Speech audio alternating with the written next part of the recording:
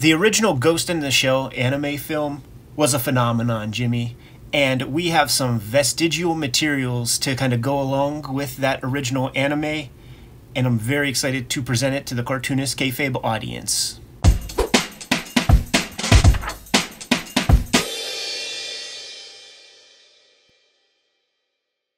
Welcome to your favorite YouTube channel, Cartoonist Kayfabe. My name is Ed Piskor. I'm Jim Rugg. We're going to take a look at the Ghost in the Shell archives and the analysis of Ghost in the Shell based on the manga by Masamune Shirow. But first, got to let you guys know that we are a daily YouTube channel, and we have more than 1,500, maybe 1,600 videos in our filmography as we speak, including a good deep dive on the original Ghost in the Shell manga. We might have talked about your favorite comics, so give the channel a search. Hit the magnifying glass on the front page of the Cartoonist Kayfabe YouTube channel, search for your favorite comics, and check out those episodes. We are also presenting to you guys the Cartoonist Kayfabe Patreon, and the King Kayfabers on our Patreon get all videos before anybody else. It mitigates the Kayfabe effect. We've accumulated a pretty wide audience. The audience respects our opinions and buys the books that we talk about. This Ghost in the Shell archives here in the States, this thing's going for over $100 at this point. So it's the King Kayfabers in the audience who are getting the cheapest copies of that. Without further ado, Jimmy, can we dive in? Let's do it. Let's start off with the Ghost in the Shell archives. This was a pickup that I grabbed from Tokyo this go round. The videos are brought to you by the books that we make, and we have a healthy selection of new materials for you at this point in time. Jimmy has Street Angel Princess of Poverty hot on the stands. It is the companion piece to Street Angel Deadliest Girl Alive. Princess of Poverty collects Jimmy's pre-Image Comics, Street Angel comics, and you have both of these collections. You have all of his Street Angel comics to date. He's been self-publishing lately, and True Crime Funnies is one of his latest efforts where comics are concerned. There is the 1986 zine, there is the black and white zine, and you'll be able to scoop those up at his website. The Hulk Grand Design Marvel Treasury Edition book is technically out of print at this point, man. So if you see it somewhere, scoop it up, because you're not going to have second dibs, a second shot at getting it anytime soon.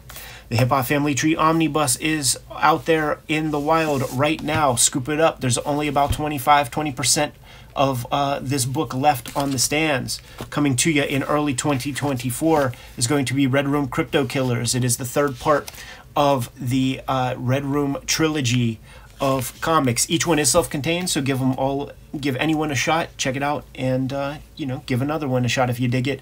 Then there is X-Men Grand Design trade paperback, collecting all of my X-Men Grand Design works in one handy dandy hard softcover edition.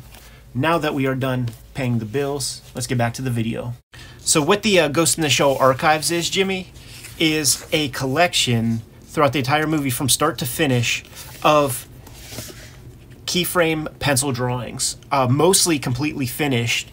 And then what would happen is, I believe it was 101 Dalmatians is the Disney film that created the xerography system, where they, with the Xerox company, created framework and machines apparatus to take very, very tight pencils and transpose that artwork onto animation cells, and then there's like a curing process so that that ink doesn't just fucking wipe the hell off.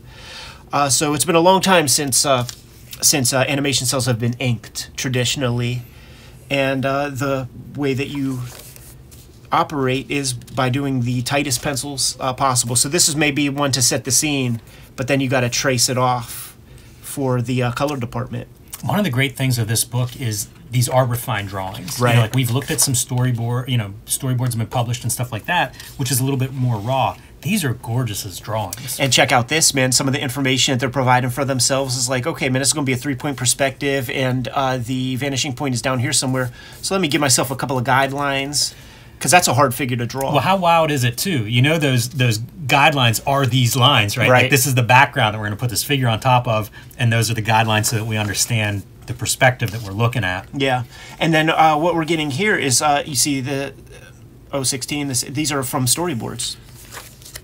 So it's a good mishmash of the materials from Ghost in the Shell. But when you see this stuff, man, it's beyond a shadow of a doubt the exact drawings that were duplicated and shot on screen. There's some of these images so static, right? Like a figure coming up out of water, and yet the movement is so clear. There's movement there, even though the drawings are relatively static. Movement, expressions, energy, body language, and weight distribution. The stuff that, like this, right? The little drawings, like of the digits, just really beautiful stuff. Underwater. And I have it on good authority that there is no rotoscoping in anime. It almost never happens. There's a few times where it happens. So this is a drawn, maybe they had someone model like what that they're looking over. Yeah. But this is not traced from a photograph, which is atypical from the American system. That's really impressive because like hair underwater. Right. Man, you can get that wrong. Almost everything you do could be wrong on that. When we were interviewing Yutaka Minoa, he said that the hair was a bitch. The hair was a bitch for Jubei and others. I have a book. It's like anime backgrounds or something. I forget the name of it exactly, but it's this kind of more even like the finished, like the painted sort of backgrounds. But it's so cool to look at that stuff. Totally. Like I find that very inspiring. Yeah, that was a book that was heavily being promoted when a couple of trips to Tokyo. That was like on the end caps and stuff. We'll have to check it out sometime because I think it sold out and then was reprinted because it was one of those that like the price spiked. Right. And then it became reasonable again. I always loved this sequence right here when the kind of garbage man, he's in some water or something, like submerges a little bit. When he shoots the Uzi, it pushes him back. You know, his legs stay static, but he's getting pushed back from the recoil. It's great to see this stuff too in one color. Right.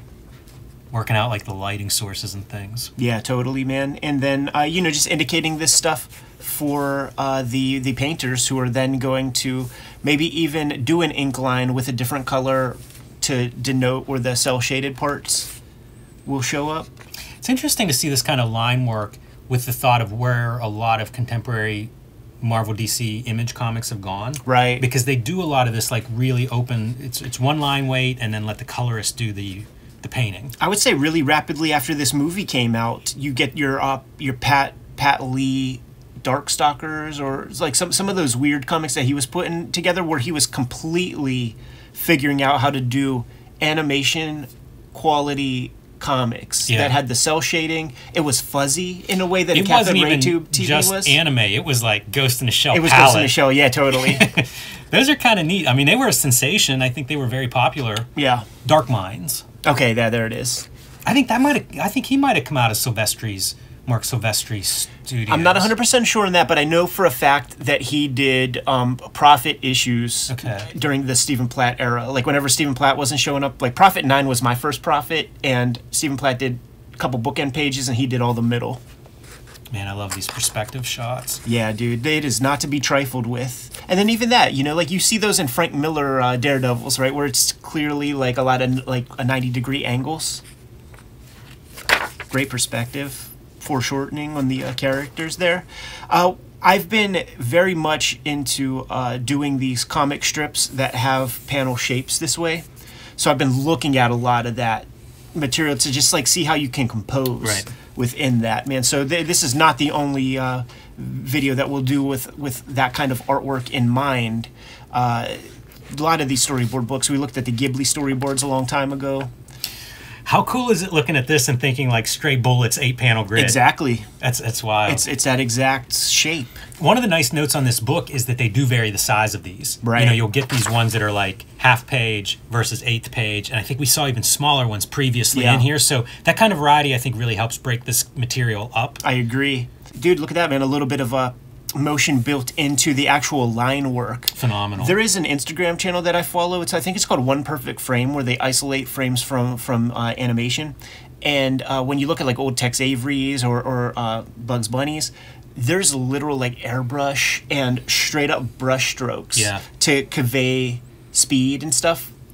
Whenever you see like stop motion and you see that jitteriness, it's because it's an isolated frame that has one motion to the next, and when you or I are moving across the screen, there are frames that are blurs. So they knew that in hand animation to like build in frames that are blurs. It's interesting. So it's fascinating. submerged underwater with a shadow underneath. Jimmy, these animators, they are a different breed of illustrator. They really are. Think of what you're looking at, too, to figure this kind of stuff out. This is you in a park watching, like, a leaf hit the water in a fountain or something. Right. And just mesmerized. Some National Geographics or something. Like an understanding of physics that just... Artists would never think they have that kind of knowledge, but you can't do it otherwise. And the other tool that the animator has that that gets kayfabed by us very often is the idea of, like, drawing through. Because this guy might have to turn, so you need to know exactly how that arm fits into that trunk, and it's never fake. Like, you can't fake it when you're doing animation because you're twisting these guys around.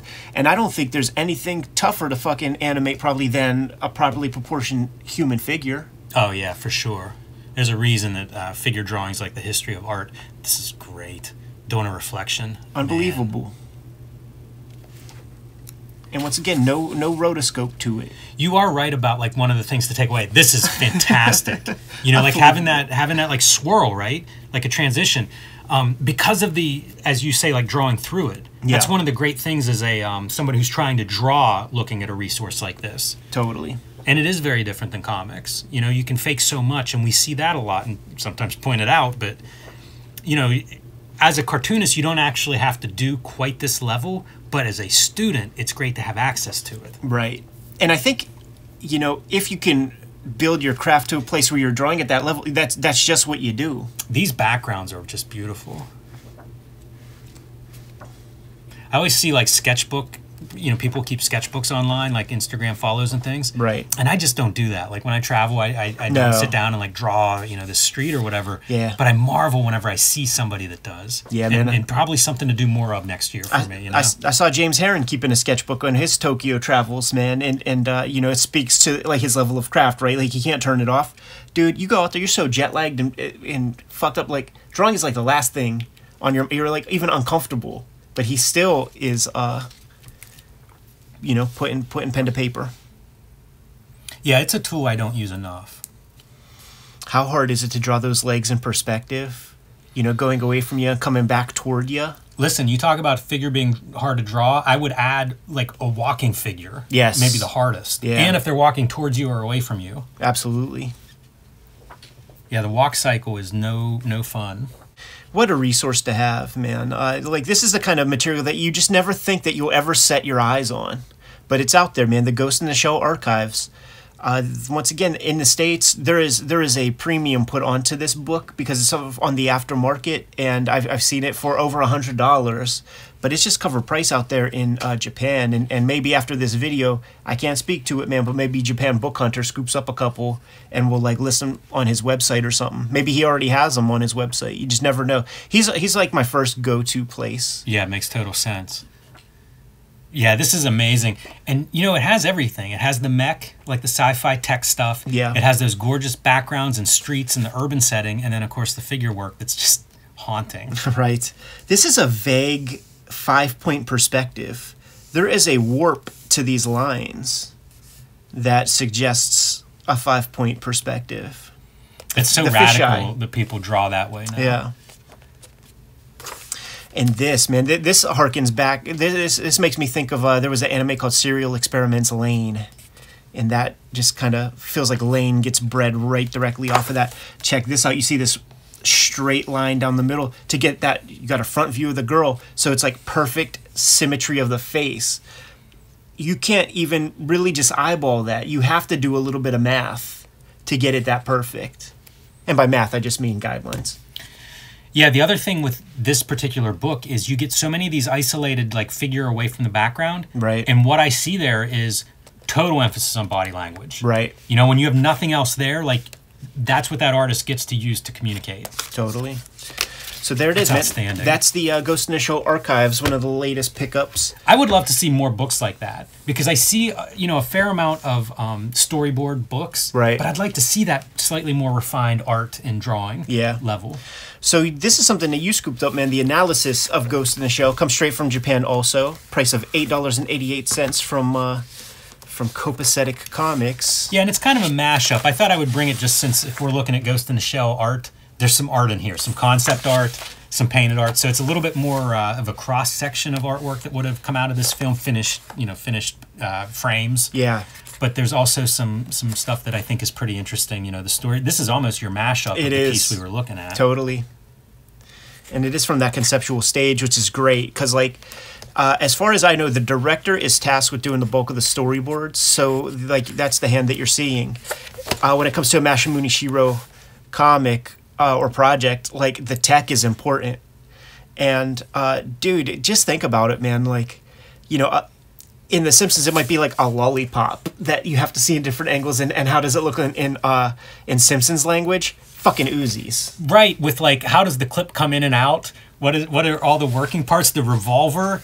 Oh, some of that stuff's brutal. It's surprising, like, I'd almost expect this to just be 3D models or photographs. Yeah. But instead you see actual drawings of these guns from different points of view and everything. This is a little bit before there would be too much CAD being used in such things, man. Look at that, man. Is that Helen Bonham Carter? Weird. From Fight Club? This came out way before Fight Club. I don't know what that is. Yeah, that must be something else. But then, like, are they photocopying that and dropping it in tiny? I don't think I've seen that in the movie, man. I think that might just be a placeholder imagery. But dude, that sequence when you start shooting it and the fucking dirt gets kicked up. Yeah, it's kind of cool to see like the composited versions here after flipping through with the keyframes. Imagine animating that. It reminds me of like the Punisher armory issues. Right, totally. Very detailed gun work. They have these air guns out there because the regular citizens can't be really having guns. They have the most realistic looking air guns ever because like it will never be mistaken for a real one. And dude, they cost as much, if not more, than real automatic weapons probably cost. That's one of the Mandarakes. It's at Nakano Broadway.